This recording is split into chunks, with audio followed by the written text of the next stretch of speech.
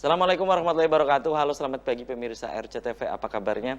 Anda pemirsa, di hari ini senang sekali saya Afif Rifai hadir kembali di hadapan Anda di program Selamat Pagi Cirebon. Dan pemirsa, di pagi hari ini yang nanti kita akan diskusikan tentang meningkatkan etos pelayanan publik pemirsa. Karena kita tahu bahwa pelayanan publik ya sejak era reformasi ini dan hingga sekarang ini pemirsa berusaha untuk selalu ditingkatkan. Ini tiada lain adalah pelayanan publik ini agar in optima forma ya, dalam artian bahwa pelayanan publik ini harus prima dan menjadi sebuah persoalan saat kenapa ini pemerintah sudah berusaha untuk melakukan upaya-upaya agar pelayanan publik itu prima misalnya. Namun kultur pelayanan hingga sekarang ini masih jauh dari apa yang diharapkan. Nah, ini yang akan menjadi topik perbincangan di pagi hari ini dengan sejumlah narasumber pemirsa. Di sebelah saya ini saya kenalkan dulu, ada penulis ya, tentu Anda di rumah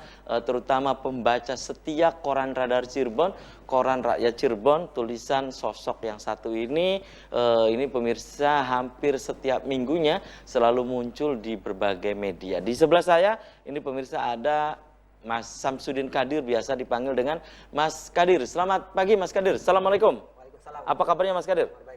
Oke, terima kasih nih Mas Kadir sudah hadir di Selamat Pagi Cirebon. Di sebelah Mas Kadir pemirsa ada sosok yang satu ini, juga Anda di rumah terutama Anda masyarakat Kota Cirebon tentu sudah tidak asing lagi, ada pemerhati kebijakan publik, ada Kang Didi Sunardi. Selamat pagi Kang Didi. Assalamualaikum. Selamat pagi Mas Hafid. Waalaikumsalam. Apa kabarnya Kang Didi? Warahmatullahi wabarakatuh. Baik, baik. Oke, terima kasih juga. Ini lama nggak ketemu sama Kang Didi ya, Kang Didi. Iya, Oke. Terima kasih nih Kang Didi juga sudah menyempatkan hadir di Selamat Pagi Cirebon. Saya ke Kang Didi dulu nih. Kang Didi, berkaitan dengan meningkatkan etos pelayanan publik, pendapat Anda mengenai pelayanan publik seperti apa sih sejatinya ataupun idealnya? Silakan Kang Didi. Ya, terima kasih Mas Afif dan pemirsa. Sesungguhnya kalau kita berbicara tentang pelayanan publik yang dilakukan tentunya oleh pemerintah daerah masing-masing, nah ini saya kira belum begitu maksimal. Belum begitu maksimal. Barometernya apa gitu Kang Didi? Ya, masih banyak antrean-antrean di loket-loket pendaftaran, loket informasi, dan loket-loket pelayanan. Ini menandakan bahwa pelayanan yang dilakukan oleh pemerintah daerah ataupun dinas-dinas ini masih belum maksimal dengan adanya kondisi apalagi dengan pandemi saat ini. Dan ini tentunya kepada SDM. SDM sebagai pelaksana teknisnya ini tentunya tidak cepat tanggap melihat antrian yang begitu panjang seperti ini. Ya. Nah, sekarang kalau kita lihat jalan tol, itu sudah tidak ada penjaga pintu tol.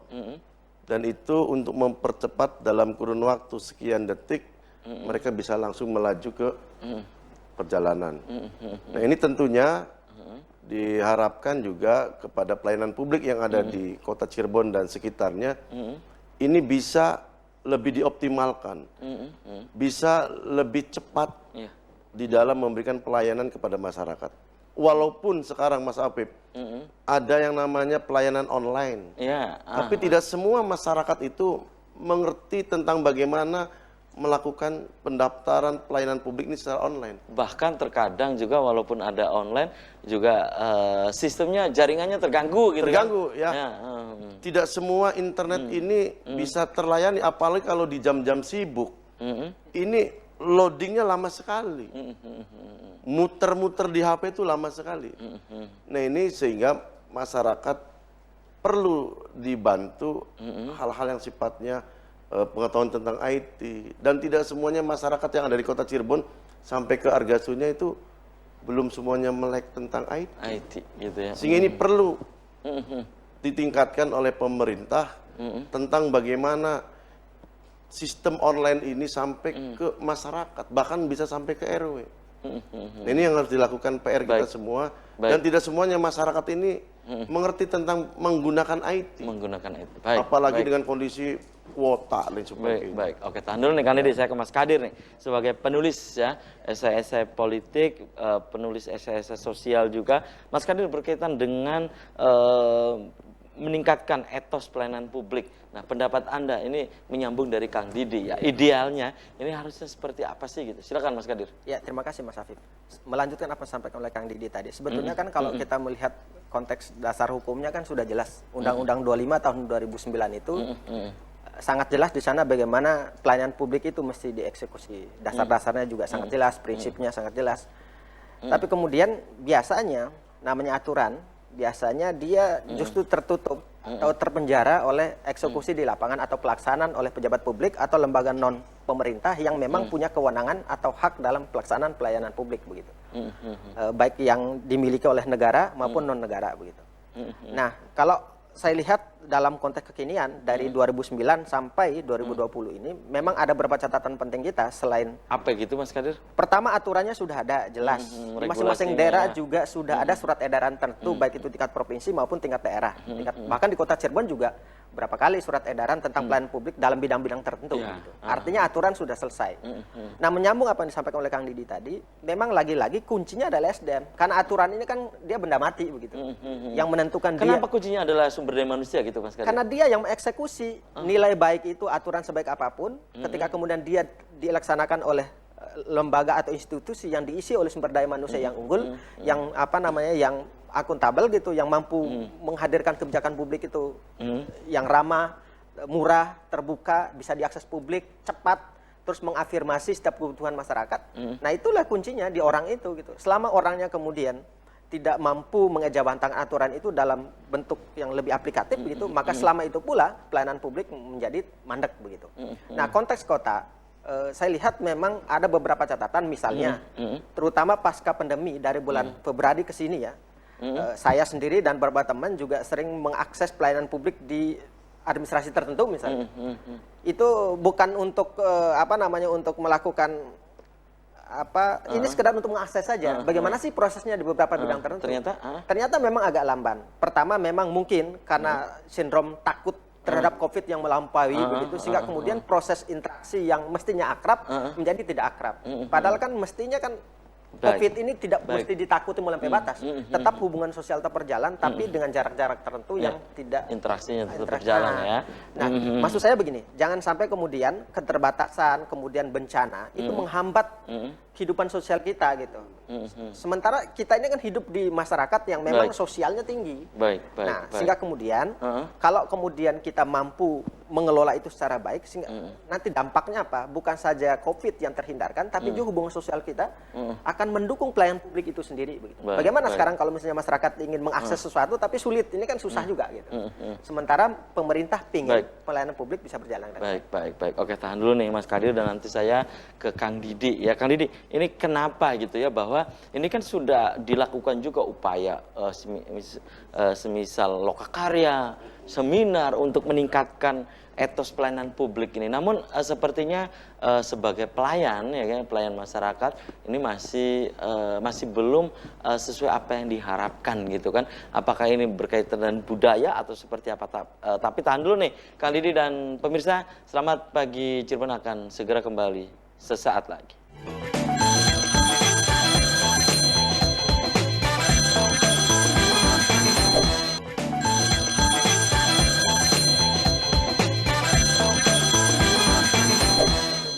Ya, Anda masih di Selamat Pagi Cirebon pemirsa, dan di pagi hari ini saya masih bersama dengan Kang Didi Sunardi, pemerhati kebijakan publik, dan juga Mas Samsudin Kadir atau Karib dipanggil dengan Mas Kadir, penulis esai-esai politik. Kang Didi, tadi terputus jeda iklan ya. Kang Didi, ini pertanyaan saya, kenapa ini, apakah budaya kita berkaitan dengan pelayanan atau apa sih gitu? Silakan Kang Didi. Ya, kalau tadi berbicara workshop, seminar, lokakarya, dan sejenisnya, sepertinya hanya gugur kewajiban saja gitu ya.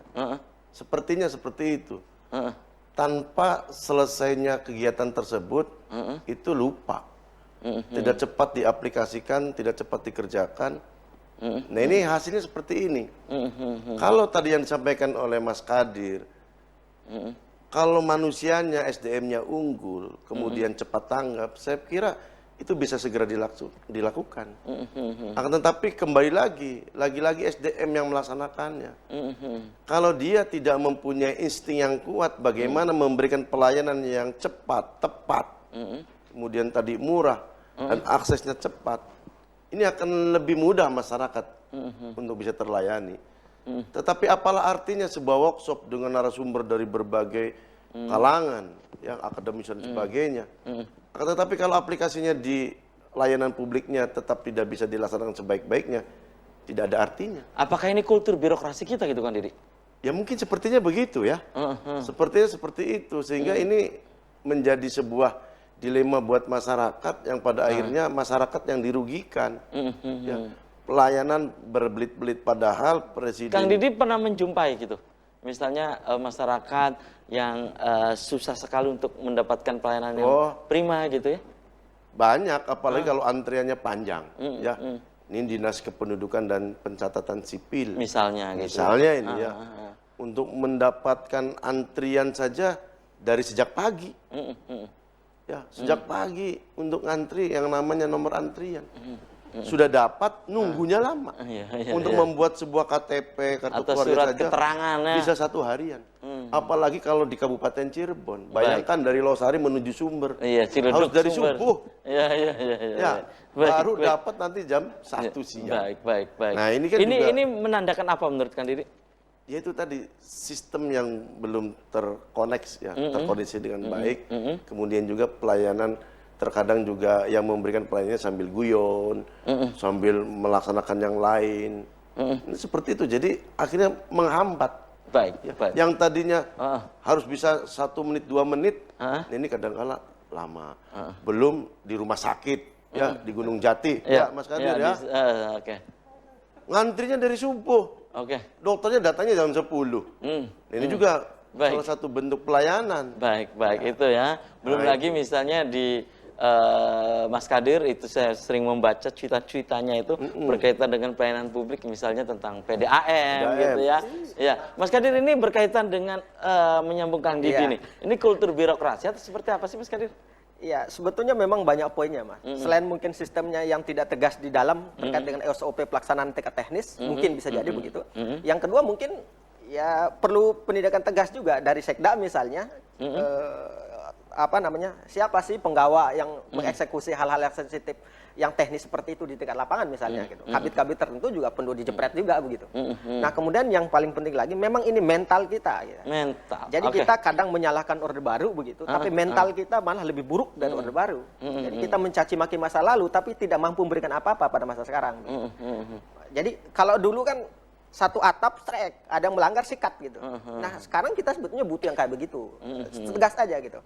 Nah, cuman karena tadi mental yang penting jadi, yang penting ngasal, yang penting gue dapat gaji bulanan untuk pelayanan itu. Nah, sebab ada juga bidang tertentu yang kemudian kalau misalnya dia nggak bikin ribet, dia program bulannya nggak ada gitu. Jadi makanya dibikin pelayanan agar terlihat setiap hari ada proses pelayanan publik. Padahal memang kerjaan cuma itu doang. Baik. Saya jujur saja beberapa kelurahan yang saya datangin, saya lagi-lagi bukan sebagai warga di tempat itu. Bagaimana sih sebetulnya? Ini 3 bulan terakhir saya melakukan itu. Karena saya mendapatkan berita dari radar begini-begini, kita cobalah cek lah bagaimana. Ternyata memang lambat dan kita lihat seakan-akan dibikin lambat gitu. Misalnya ada 50 orang yang ngantri untuk ada yang minta ini.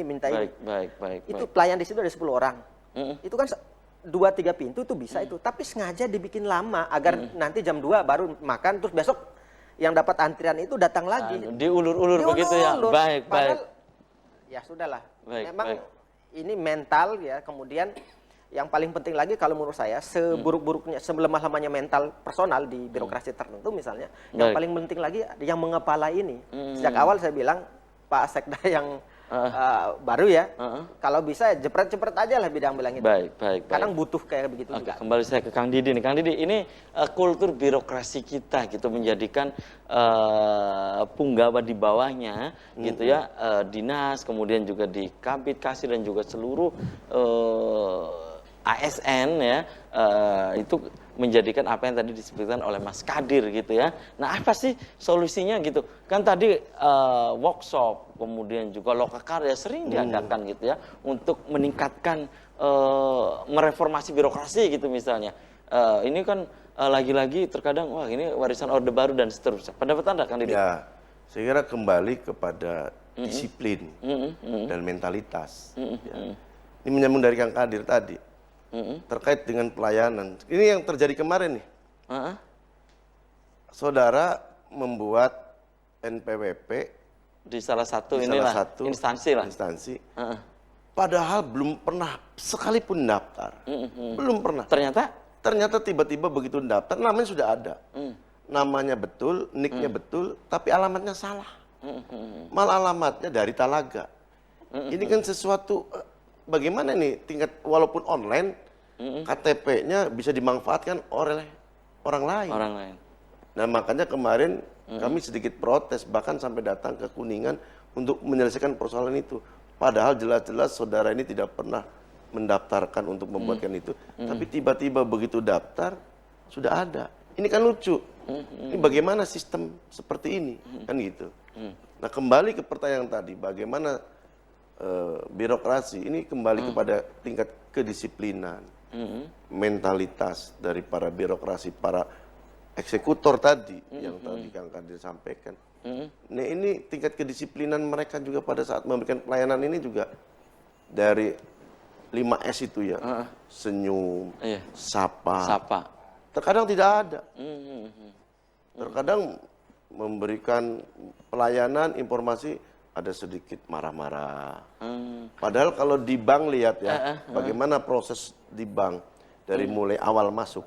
Seorang security memberikan senyuman, sapaan. Apa yang bisa saya bantu kan biasanya. Nah, iya ya, itu. Nah, cobalah baik. di dinas-dinas yang ada di pemerintah wilayah Ciayu Majakuning ini bisa seperti itu lah. Baik. Nyontoh. Kenapa kalau nyontoh untuk hal yang positif tidak dilarang? Malah bagus. Baik. Oke, tahan dulu Kang Didi. Senyum itu ibadah. Iya, dan saya kembali ke Mas Kadir. Mas Kadir, bisakah apa yang tadi disampaikan Mas Kadir, Kang Didi, dengan kultur seperti ini bisakah dirubah? Tapi tahan dulu nih, Mas Kadir dan pemirsa Selamat Pagi Cirebon akan segera kembali usai jeda iklan berikut ini.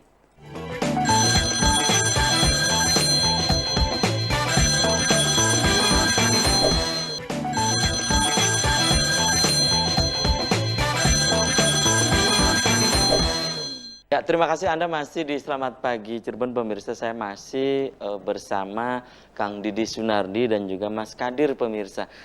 Topik yang sedang kita diskusikan di pagi hari ini meningkatkan etos pelayanan publik. Karena kita semua mengetahui bahwa banyak sekali harapan-harapan dari masyarakat berkaitan dengan pelayanan ya, agar cepat gitu ya, kemudian juga tanpa kendala. Namun fakta di lapangan ini sangat berbeda apa yang sudah dikampanyekan, apa yang sudah disosialisasikan berkaitan dengan sektor pelayanan publik ini. Kembali saya ke Mas Kadir tadi terputus jeda iklan. Mas Kadir, bisakah hal ini dirubah kultur ini gitu Mas Kadir? Ya mestinya optimis bisa. Alasan yang paling pertama regulasi atau aturannya masih cukup lah untuk itu, baik itu di level undang-undang maupun peraturan daerah atau semacam edaran tertentu di daerah tertentu atau kota tertentu begitu. Yang kedua yang paling penting lagi adalah masih ada penggedor non pemerintah yang masih sering melakukan peringatan semacam Kang Didi ini kan apa yang kita ngomongkan selama saat ini ada bagian terkecil, bagian sederhana tapi punya dampak juga. Kalau misalnya setiap minggu tuh digedor terus seperti ini kan orang juga malu untuk tidak melakukan pelayanan publik yang maksimal gitu. Nah, ketiga yang paling penting lagi apa yang dilakukan oleh Radar hari ini juga adalah bagian yang menurut saya sangat penting sekali gitu. Nah, kemudian masih teknisnya menurut saya lagi-lagi kata kuncinya adalah adanya birokrat baru di level bidang tertentu misalnya. Kalau misalnya kita menganggap orang-orang baru itu mampu melakukan perbaikan dalam konteks kultur, kedisiplinan, pertanggungjawaban publik. Saya kira bisalah kita melakukan itu. Tapi kata kuncinya lagi adalah lebih dari sekedar workshop, seminar dan segala macamnya. Karena yang mengikuti seminar juga biasanya itu juga gitu. Kita juga kan sering mengakses agenda semacam itu. Kita lihatlah yang hadir tahun lalu itu juga, tahun berikutnya dia juga dapat amplop pulang, selesai speech dan segala macam, balik begitu. Tapi tidak punya dampak. Lagi-lagi selama mentalitas personal itu tidak dibangun gitu, mental pelayan publik, mental sebagai pemimpin, sebagai leader, sebagai pengayom, sebagai pelaksana tugas negara, kalau kata Kang Didi dan minjam sebagai ibadah begitu. Kalau senyum aja ibadah, apalagi melayani masyarakat secara luas, itu ibadah yang sangat luar biasa. Kenapa? Karena kita mengurangi beban banyak orang.